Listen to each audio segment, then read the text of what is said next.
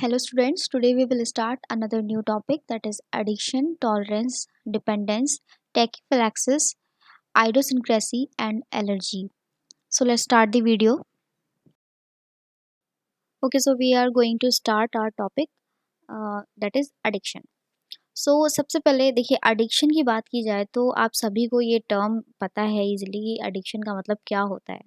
अब अगर हम इसको फार्माकोलॉजी में पढ़ रहे हैं तो दैट मीन्स कि यहाँ पर ड्रग एडिक्शन की ही बात की जा रही है। तो सिंपली हम इसकी डेफिनेशन को देख लेते हैं कि व्हाट इज ड्रग एडिक्शन।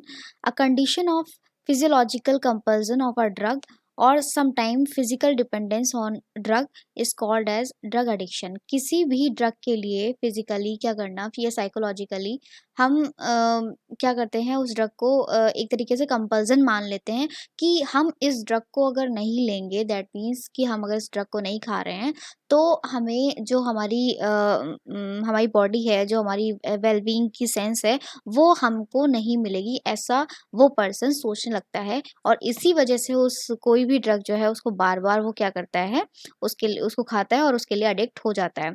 तो अगर हम इसको और समझने की कोशिश करते हैं कि एडिक्शन एक्चुअल में क्या कंडीशन है, सो addiction is the condition in which any person believe that the sense of well-being is achieved only through drug taken। Okay, बिना ड्रग टेकन किए वो समझेगा कि वो उसकी लाइफ में कुछ भी अच्छा नहीं हो रहा है और उसकी जो बॉडी है वो अब एक मतलब एक ऐसी बात करूं कि वो अपने आप को बिल्कुल भी बीमार सा समझेगा। ठीक है, उसकी जो बॉडी है वो वेलबींग की तरह काम नहीं करेगी। इसी वजह से उसकी जो उसने ऐसी साइकोलॉजिकली अपना साइकोलॉजिकल माइंड बन डेवलप करके रखा होता है, माइंड मैप करके रखा होता है कि उसको वो ड्रग जो है वो नहीं मिलेगी तो वो मर जाएगा या फिर वो उसके बिना नहीं रह सकता है। ठीक है, तो ये ऐसी जो फीलिंग्स होती हैं वो एक्चुअल में क्या करती हैं, वो एक्चुअल में ड्रग एडिक्शन की ही वजह से होती हैं। अब कई ड्रग्स के नाम आप लोगों ने सुन रखे होंगे, जैसे लाइक अगर हम बात करें मॉर्फिन है, हेरोइन है, या फिर अल्कोहल हो गया, निकोटीन है। ये सब क्या करती हैं, ये सब की सब ड्रग एडिक्टेड जो ड्रग का एडिक्शन जो है वो पेशेंट्स में या पर्सन्स में करवाती हैं ना। अगर हम बात करें नॉर्मल पर्सन और एक ड्रग एडिक्टेड पर्सन, दोनों की जो नॉर्मल लाइफ है उसमें क्या डिफरेंस है दोनों में, तो नॉर्मली देखिए हम लोग क्या है नॉर्मल, तो हम क्या कर रहे हैं, हमारी जो नॉर्मल लाइफ है उसमें अगर हमें कोई भी अचीवमेंट मिल रहा है या फिर कोई भी सक्सेस मिल रही है तो वो क्या कर रही है, हमारे जो न्यूरोट्रांसमीटर्स हैं उनमें से जो केमिकल्स हैं उनको रिलीज कराती है और ये केमिकल क्या करता है, हमें गुड फीलिंग और हमें हैप्पी फीलिंग देता है। ठीक है, तो ये तो हमारी नॉर्मल लाइफ हो गई। अगर अगर हम बात करते हैं ड्रग एडिक्टेड पर्सन की, तो ड्रग एडिक्टेड पर्सन जो है वो क्या है कि अगर उसकी लाइफ में चीज़ें ठीक नहीं हो रही हैं या कुछ भी प्रॉब्लम उसके साथ में हो रही है तो वो क्या करेगा, उस ड्रग को लेकर और फिर जो उसकी रिस्पॉन्स होगी वो ब्रेन में इतनी ज़्यादा हाई उसकी थ्रेशोल्ड एनर्जी होती है, पावर होती है,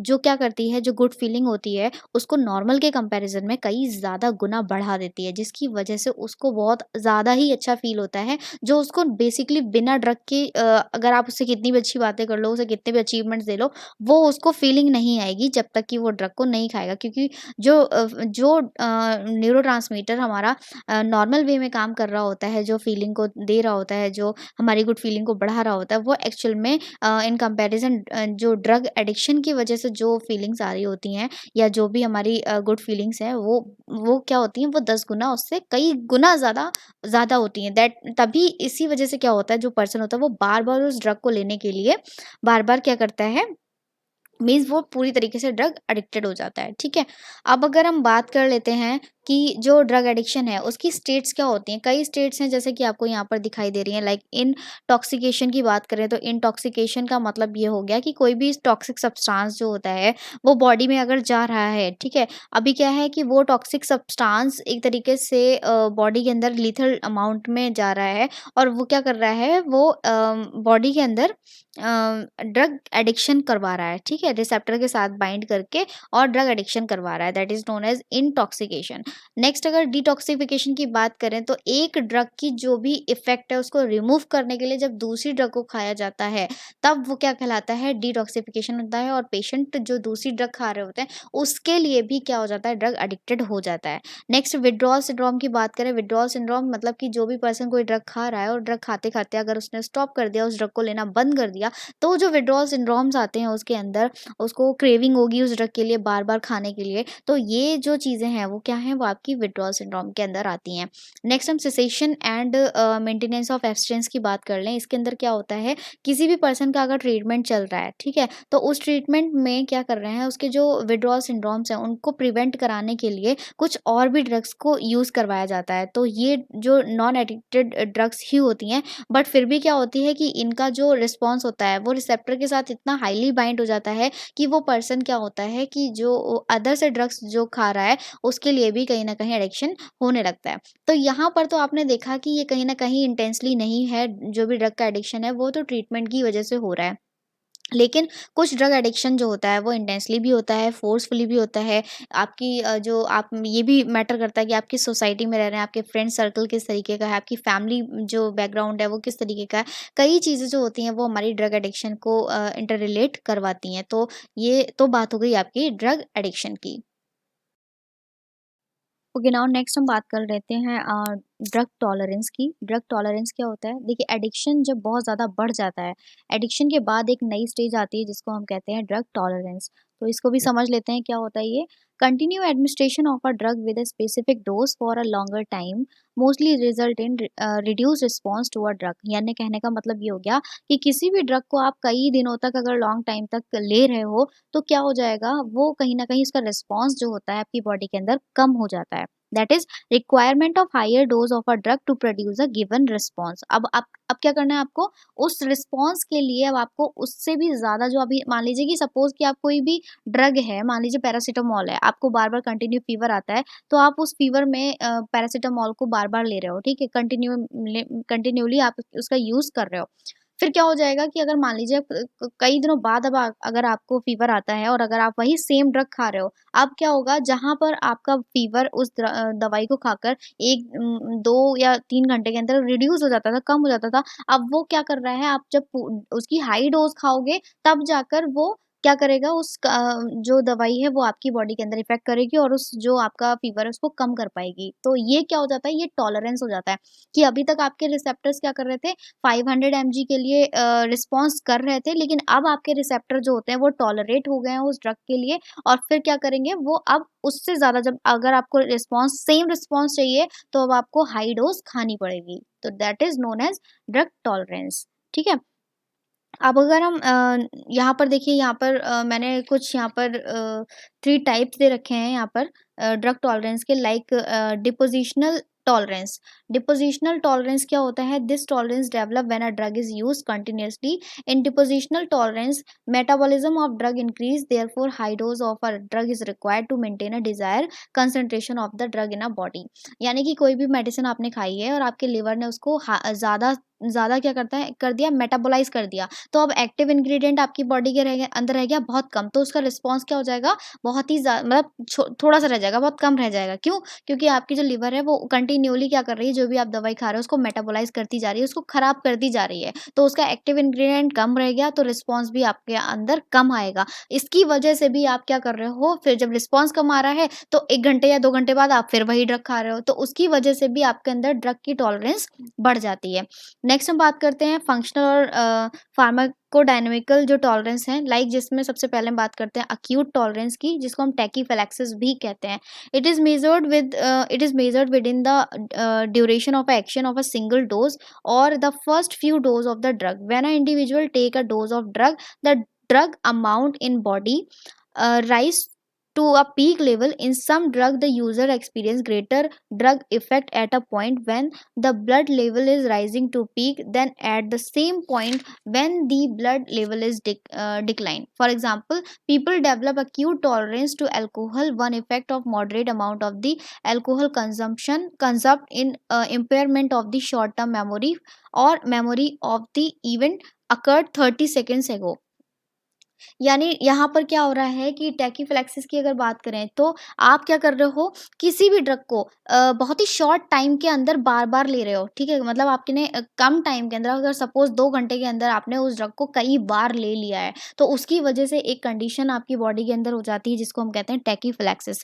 अगर इसको और भी हम ज़्यादा समझने की बात करें तो मान लीजिए कि कोई भी पर्सन है, अल्कोहल एडिक्टेड है और अल्कोहल के लिए उसकी बॉडी बहुत ज़्यादा टॉलरेट हो चुकी है। तो अभी क्या है कि अगर वो मान लीजिए कि ml ले रहा था, तो उसकी वजह से क्या हो रहा है कि उसकी बॉडी के अंदर जो इफ़ेक्ट है उसका अल्कोहल का दिखाई दे रहा है। लेकिन अब वो अगर शॉर्ट टाइम के अंदर बार-बार उस ड्रग को यूज़ कर रहा है, उस अल्कोहल को यूज़ कर रहा है, तो उसकी वजह से उसकी बॉडी के अंदर क्या हो जाएगी, टैकीफिलैक्सिस हो जाएगी। और ये टैकीफिलैक्सिस क्या करती है, बॉडी के अंदर कई तरीके से दिखाई देती है, लाइक शॉर्ट टर्म मेमोरी, या जो भी चीज़ें उसको रह रही हैं वो याद ही नहीं रहेंगी। तो जिस इसकी वजह से क्या हो रहा है, यानी कि टैकीफिलैक्सिस क्या हो गया, जिसके अंदर आप शॉर्ट टर्म के अंदर कई बार उस ड्रग का यूज़ कर रहे हो, और जिसकी वजह से आपकी बॉडी उस ड्रग के लिए टॉलरेट हो जाती है।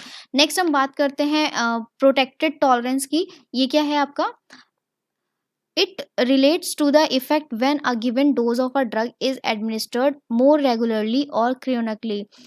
Protracted tolerance indicated that the individual need a drug in greater amount in order to attain the effect that was once achieved with a lesser dose. Same चीज़ वही हो गई। प्रोट्रैक्टेड जो टॉलरेंस है, इसके अंदर क्या है, किसी भी पर्सन ने पहली बार वो ड्रग खाई तो उसका जो इफेक्ट है वो बहुत ज़्यादा हुआ उसको, ठीक है। फिर उसने सेकंड टाइम खाई तो वो इफेक्ट नहीं हुआ, तो वो उसको उसकी डोज को बढ़ा देगा, ठीक है, उस इफेक्ट को पाने के लिए। तो ये क्या हो जाएगा, आपका प्रोटेक्टेड टॉलरेंस के अंदर आता है। तो ये क्या है, वो मोर रेगुलरली और ज़्यादा से ज़्यादा उस ड्रग को खाने की कोशिश कर रहा है, उस जो आपका अचीव मतलब जो आपकी जो रिस्पॉन्स पहली बार में अचीव हुआ था उसी रिस्पॉन्स को अचीव करने के लिए, ठीक है।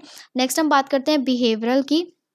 बिहेवियरल टॉलरेंस क्या होता है? This type of tolerance show a behavioural adjustment by a individual who have experience the alcohol effect on motor coordination can learn to compensate for the intoxication by walking slowly or with a lower central gravity so that they do not fall even if they are drunk heavily. Behavioural के अंदर ये हो गया कि जो भी person है वो अपने बिहेवियर के हिसाब से ही उस ड्रग को कम या ज़्यादा कर रहा है, लेकिन इसका इफ़ेक्ट जो होता है वो उसकी बॉडी पर इतना हाईली नहीं होता है। जैसे अगर हम ड्रंक पीपल्स की बात करते हैं, तो वो कितना भी ड्रंक कर लें तो उनका जो वॉकिंग मूवमेंट है वो स्लोली हो जाएगा, लेकिन उनका जो ग्रेविटी है, ग्रेविटी भी सेंटर से थोड़ा-सा मूव हो जाएगी, लेकिन वो पर्सन गिरेगा नहीं, क्योंकि उसका जो बिहेवियर, उसने वो क्या है, सारी चीज़ें अपने माइंड में पूरी तरीके से सेटअप कर रखी हैं कि उसको जब भी वो ये ड्रग लेगा तो उसके अंदर ये सारी चीज़ें होनी ही होनी है। तो उसने अपने बिहेवियर के अंदर उस चीज़ को बिठा लिया है, ठीक है। तो बिहेवियरल टॉलरेंस क्या होता है आपका, कि जो आप अपने जो आपका ब्रेन है, वो ब्रेन क्या कर रहा है, आपको पूरी ब्रेन आपका मतलब, जैसे देखिए अल्कोहल जो होता है, अल्कोहल अगर आपकी बॉडी के अंदर जाता है तो वो आपके अंदर लेथार्जिक जो कंडीशन है उसको डेवलप करता है। बट आपको मैं कह सकती हूँ सेडेटिव या हिप्नोटिक जो मतलब बॉडी के अंदर इफेक्ट है उसको नहीं बढ़ाएगा, आप बेहोश नहीं होंगे, ठीक है। तो ये जो बॉडी के अंदर टॉलरेंस होता है वो क्या कहलाता है, आपके बिहेवियरल टॉलरेंस। नाउ नेक्स्ट हम बात कर लेते हैं dependence, drug dependence. Drug dependence भी आपका बिल्कुल सेम होता है टॉलरेंस के ही, जिसमें क्या है कि आप ड्रग के लिए डिपेंडेंट हो जाते हैं, और जितनी ज़्यादा आप हाई डोज खाओगे तभी आपको वो जो रिस्पॉन्स है, जो आपको फर्स्ट टाइम मिला था वो रिस्पॉन्स आपको हाई डोज में ही मिलेगा, ठीक है। तो when a drug is repeatedly administered beyond the doses prescribe the drug dependence occur. Same चीज़ जो मैंने अभी आपको बताई थी। अब ये दो तरीके से जो डिपेंडेंसी है वो दो तरीके से देखी जाती है। एक है आपका साइकोलॉजिकल डिपेंडेंस एंड दूसरा है आपका फिजिकल डिपेंडेंस। साइकोलॉजिकल डिपेंडेंस के अंदर तो ये है कि कोई भी वरीड पर्सन है, या मान लीजिए कि उसके साथ जितनी भी कंडीशंस हैं वो बहुत ज़्यादा वर्स्ट चल रही हैं, बहुत ज़्यादा ख़राब है उसकी कंडीशंस। तो ऐसे में क्या है कि वो अपनी फीलिंग्स को लाइट करने के लिए, और जो अपनी मेमोरी है उसको थोड़ा-सा स्लो करने के लिए इन सारी ड्रग्स का यूज़ करता है, जो कि क्या कहलाती हैं, आपकी साइकोलॉजिकल डिपेंडेंस कहलाती हैं। वो जब भी कभी उस दवाई को, उस ड्रग को, या फिर जो भी सब्सटेंस है उसको लेगा, तो उससे क्या होगा, उसको मतलब फ्रीडम फ्रॉम दी वरीज़, या जो उसकी एनर्जी है उसको लगेगा कि एनर्जी बहुत ज़्यादा बढ़ रही है, या फिर उसकी जो फीलिंग है वो रिलैक्स्ड फीलिंग, उसको मतलब सूथिंग का फील जो है वो आएगा उसकी बॉडी में। नेक्स्ट हम बात करते हैं फिजिकल डिपेंडेंस। फिजिकल डिपेंडेंस के अंदर क्या होता है, ये साइकोलॉजिकल डिपेंडेंस से अलग होता है। इसके अंदर क्या है, किसी भी पर्सन ने अगर फर्स्ट टाइम कोई भी ड्रग को लिया है, ठीक है, अब सेकंड टाइम अगर या थर्ड टाइम उसने उसको लेने के बाद में छोड़ने का सोचा, और अगर जब वो उस ड्रग को लेना छोड़ रहा है तो उसके अंदर क्या है, विड्रॉल सिम्टम्स आ रहे हैं, जो उसकी बॉडी के लिए बहुत ज़्यादा पेनफुल होते हैं। अब वो पेनफुल कंडीशन को ना आने की वजह से उस वो क्या करता है, फ़ियर में उस जो भी मेडिसिन है, या जो भी ड्रग है, या जो भी सब्सटेंस है, उसको बार-बार फिर क्या करता है, लेने को मजबूर हो जाता है। तो वो हो जाता है आपका फिज़िकल डिपेंडेंस में। नाउ नेक्स्ट हम बात कर लेते हैं टैकीफिलैक्सिस, जो कि अभी हमने पिछली स्लाइड में बात की थी इसके बारे में। टैकीफिलैक्सिस क्या होता है? Acute development of tolerance on rapid repeated administration of a drug. कभी भी आप बहुत शॉर्ट टर्म जो टाइम है आपका, उसके अंदर आप उस ड्रग को बार-बार यूज़ कर रहे हैं, जिसकी वजह से आपके रिसेप्टर्स उस ड्रग के लिए टॉलरेटेड हो चुके हैं। अब वो जो आपका ड्रग है, वो आपकी बॉडी के अंदर उतना इफ़ेक्ट नहीं दिखाएगी जितना पहले दिखाती थी। That is known as tachyphylaxis. For example, बहुत ही अच्छा एग्ज़ाम्पल है कि डायबिटिक के पेशेंट जो होते हैं, वो आप देखिए बहुत ज़्यादा हो चुके हैं आपके टाइम पर। डायबिटीज़ में मोस्टली डॉक्टर्स प्रिस्क्राइब करते हैं ग्लिमिप्राइड और मेटफॉर्मिन। ये 2 जो कॉम्बिनेशन होता है, वो उनको बहुत ज़्यादा दिया जाता है। ऐसे में क्या होती है कि जब डायबिटिक्स जो पेशेंट होते हैं, उनको वो मेडिसिन सुबह, दोपहर, शाम, मतलब खाना खाने से पहले और जो मॉर्निंग और नाइट का शेड्यूल रहता है, उनको वो ड्रग जो है वो पूरे टाइम मतलब खानी ही खानी पड़ती है, वो उनकी मजबूरी है। ऐसे में उनके जो रिसेप्टर्स होते हैं, जब वो बार-बार ड्रग उनके स्टमक में आती है, उनके ब्लड में आती है, तो वो जो रिसेप्टर्स होते हैं, वो उस ड्रग के लिए पूरी तरीके से टॉलरेटेड हो जाते हैं। इसीलिए जो डायबिटीज़ का जो पेशेंट होता है, उसको जो मेडिसिन चल रही होती है, वो उसको कुछ साल तक तो बेनिफिट करती है, उसको रिलीफ मिलता है, बट थोड़े दिनों बाद फिर क्या होता है, उसकी जो शुगर लेवल है, वो बहुत ज़्यादा हाई हो जाता है।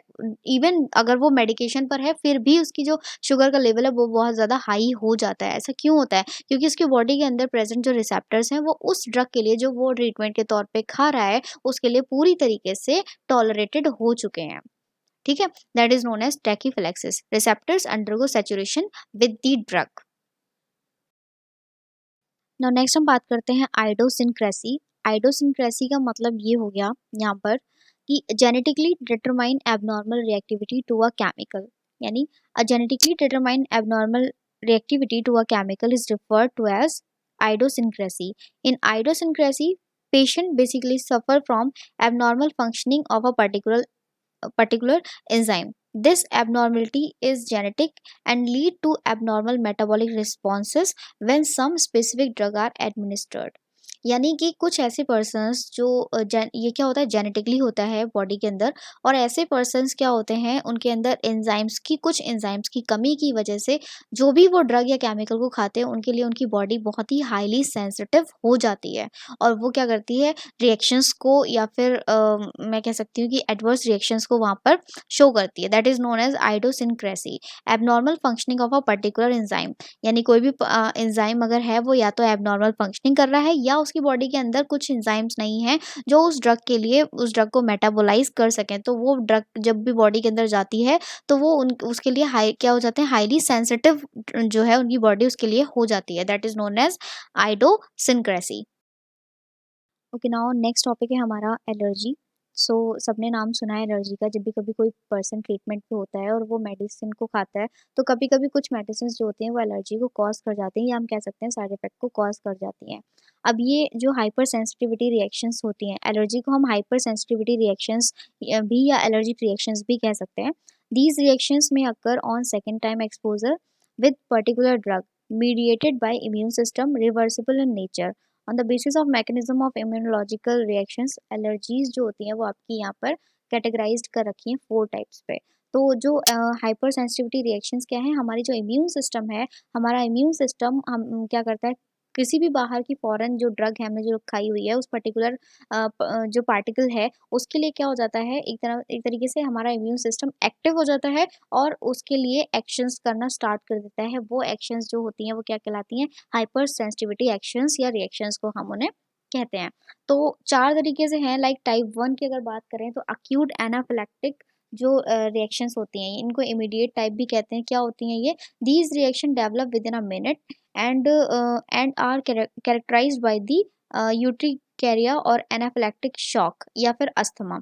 यानी कि एकदम से जो मतलब ये क्या है, जो किसी ने कोई पर्सन ने कोई भी ड्रग खाई है, उस ड्रग के लिए क्या हुआ कि जो एकदम से विदिन मिनट्स जो है, उसने रिएक्शंस को उसकी बॉडी ने रिएक्शन को शो कर दिया, और ये कैसा हो गया, लाइक अस्थमैटिक अटैक लोगों को पड़ जाते हैं। जैसे फॉर एग्जांपल किसी ने, कोई भी पर्सन है वो हाईली सेंसिटिव स्मेल से उसको रिएक्शन हो जाती है। अगर ऐसे में क्या हुआ कि उसने परफ्यूम वगैरह इनहेल कर लिया है, तो उसमें क्या हो जाएगा, उसको तुरंत के तुरंत अस्थमैटिक जो अटैक है वो पड़ जाएगा। दैट इज़ नोन एज़ आपका अक्यूट एनाफिलैक्टिक रिएक्शन।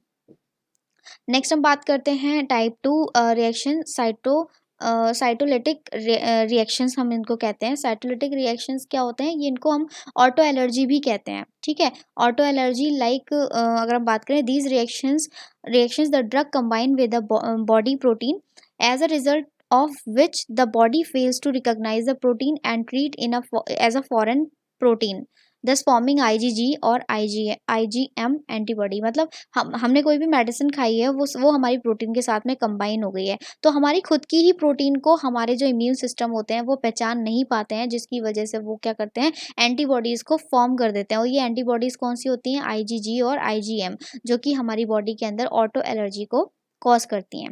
नेक्स्ट हम बात करते हैं टाइप 3 रिएक्शंस की, जिनको हम क्या बोलते हैं, आर्टस रिएक्शंस भी कहा जाता है, या एंटीजन एंटीबॉडी रिएक्शन भी हम इसको बोलते हैं। In these reaction antigen and antibody interact to form large complex which cause activation of complement. Small blood vessels are damaged or blocked. These reactions are characterized by the sickness. ये क्या है, मतलब कहने का मतलब ये हो गया, यहाँ पर देखिए जो टाइप 3 रिएक्शंस होती हैं, टाइप 3 रिएक्शन के अंदर एंटीजन एंटीबॉडी का ही जो होता है सबसे ज़्यादा मेन रोल होता है। इसके अंदर क्या है कि अगर आपने कोई भी मतलब कोई भी बाहर से आपने मेडिसिन को खाया है, अब ये मेडिसिन क्या करेंगी, ये आपके अंदर जो इम्यून सिस्टम है, वो इम्यून सिस्टम क्या कर देगा, एक तरीके से एक्टिवेट हो जाता है। अगर हम एग्जाम्पल की बात करें, लाइक ड्रग फीवर या सीरम सिकनेस, तो ये सब क्या है, ये एक तरीके से एग्जाम्पल है हमारे टाइप 3 रिएक्शन के, जो किसकी वजह से हो रहे हैं, एंटीजन एंटीबॉडी रिएक्शन की वजह से हो रहे हैं। यानी कि आपकी बॉडी ने किसी भी ड्रग को एज अ फॉरेन मटेरियल लिया और देन क्या कर दिया, यानी उसके लिए ड्रग फीवर जो है वो क्या है, आपका एक तरीके से एंटीजन एंटीबॉडी रिएक्शन ही है। आप वैक्सीनेशन करवाते हो, वैक्सीन को लेते हो, ठीक है, इंजेक्शन लगवाते हो, तो बॉडी क्या करती है, उसके लिए बॉडी जो है वो फीवर को कॉज करती है ना, फीवर हो जाता है ना इन सारी चीज़ों के लिए, तो वो क्या है, वो आपका एंटीजन एंटीबॉडी रिएक्शन के ही अंदर आता है। नेक्स्ट हम बात करते हैं टाइप 4 रिएक्शन, यानी कि टी सेल मीडिएटेड टाइप, जिसके अंदर आपकी मोस्टली टी लिम्फोसाइट जो होते हैं, वो क्या करते हैं, रिसेप्टर्स के साथ बाइंड करके, और फिर जो आपकी एंटीजेंस होते हैं वो स्पेसिफिक एंटीजेंस रिएक्शन को कॉज करते हैं। अब ये रिएक्शंस क्या हैं, आपके स्किन रैशेस या फिर निमोनिया या फिर इस तरीके से जो आपके बॉडी के अंदर क्या करते हैं, ये शो होते हैं, ठीक है। Hepatitis A, plastic anaemia, dermatitis, ये सब क्या है, आपका T cell mediated type allergies होती हैं। Okay, so I hope you understood today's topic. So prefer your notebook for further detailed content. Thank you.